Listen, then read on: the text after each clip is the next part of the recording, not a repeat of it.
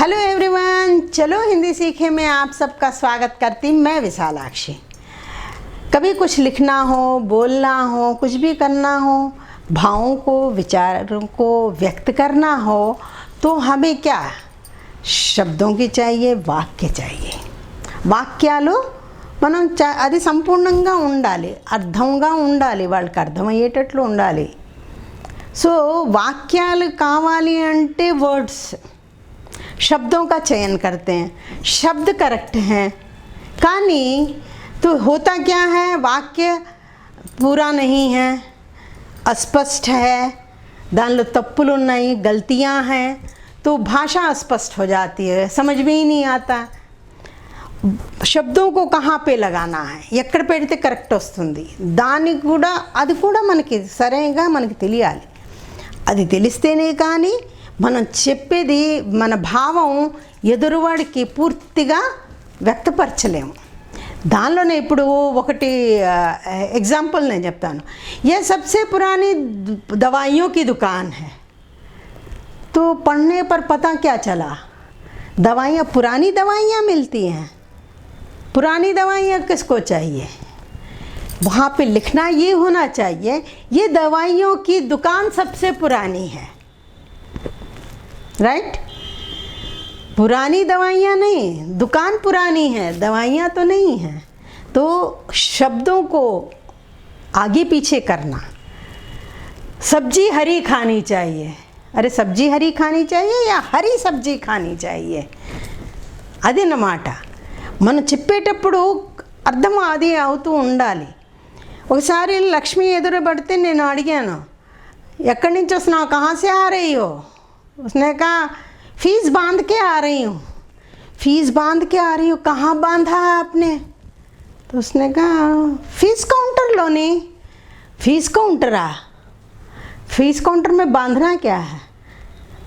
బాంధ్రా అంటే తెలుగులోని ఫీజు కట్టొచ్చాను అని చెప్పడం అన్నమాట. దాని ట్రూ ట్రాన్స్లేషన్ ఏంటి, ఫీజు కట్టి వచ్చానని.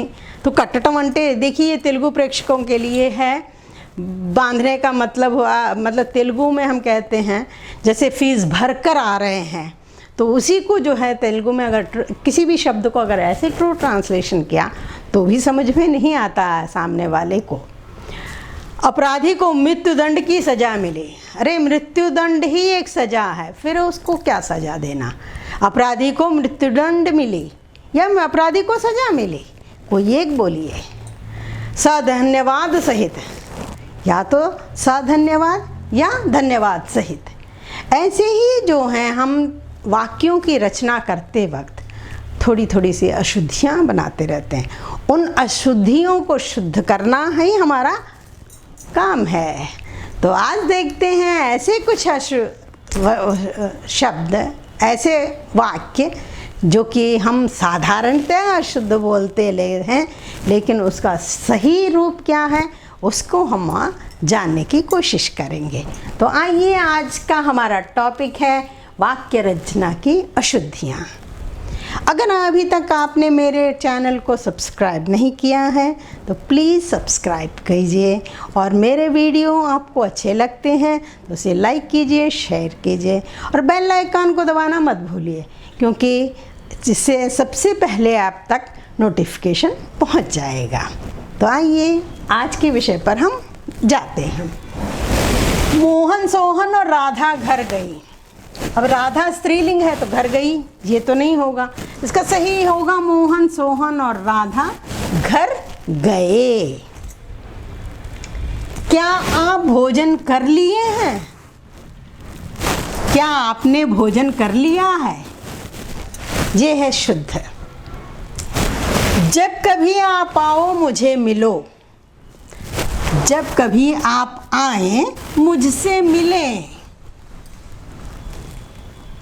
कौन निबंध लिखा है, किसने निबंध लिखा है. हम उसको देखा है, हमने उसे देखा है. एक फूल की माला दो, एक फूल से तो माला नहीं बनेगी, फूल की एक माला दो. शब्दों का हेरफेर ही वाक्य को शुद्ध और स्पष्ट बनाता है।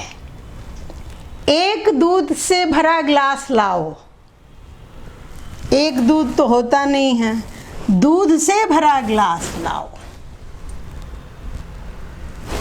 काट कर राम को सेब दो। किसको काटें? सेब को काटें या राम को काटें? सेब काट कर राम को दे दो। बच्चे को छील कर संतरा दो। छीलें किसको? संतरा को छीलें या बच्चे को छीलें? संतरा छील कर बच्चे को दो। मैं इस बात को पुनः दोहराता हूँ।